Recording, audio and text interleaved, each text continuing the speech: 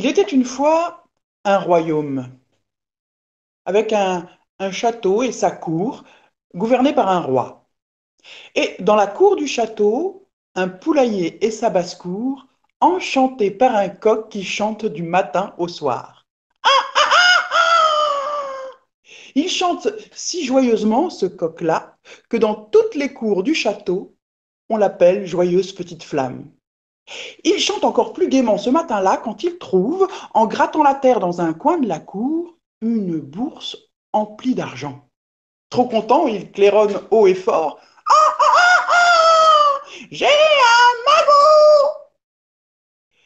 Bien sûr, très vite, le bruit court de la basse à la haute cour que le coq a un magot.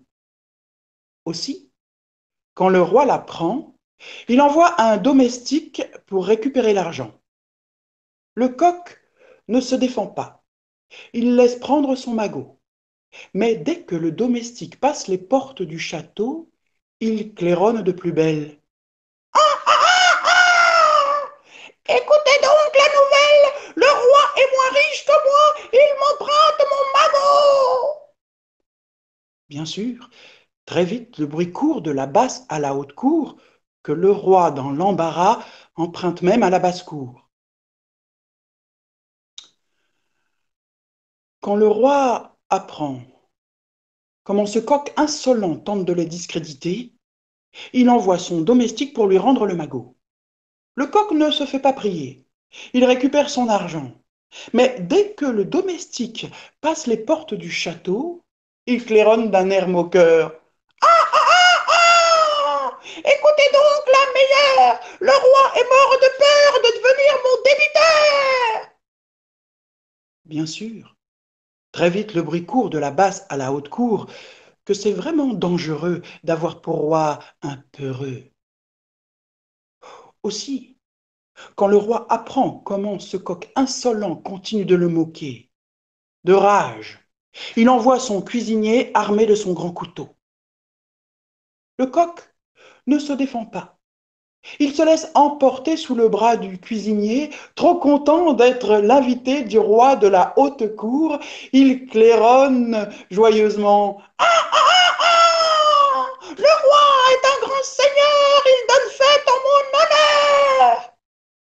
Bien sûr, très vite le bruit court de la basse à la haute cour que le roi ne perd pas seulement la face, mais également la tête, et tout le royaume s'inquiète.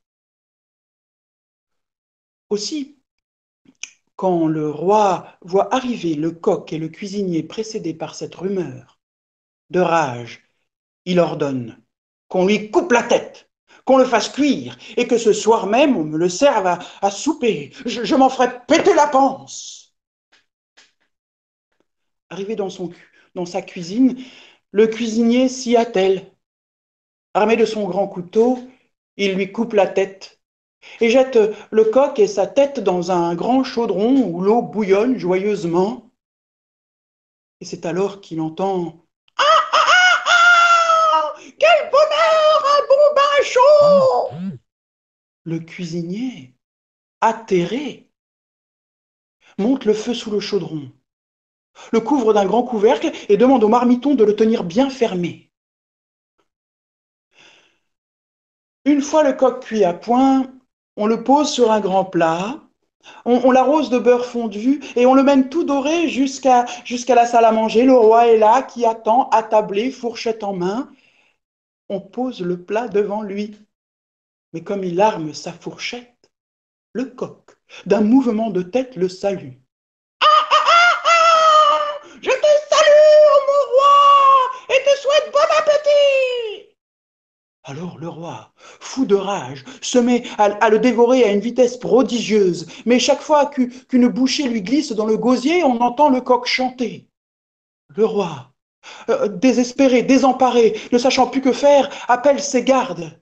Deux hommes d'armes se précipitent et se placent à ses côtés, l'un à gauche, l'autre à droite, avec leurs deux grandes épées. Et le roi ordonne, si encore une fois il claironne, dégainez, à tout prix, faites-le taire. C'est quand la dernière bouchée atteint l'estomac royal qu'on entend résonner du fin fond de ses entrailles le clairon tant redouté.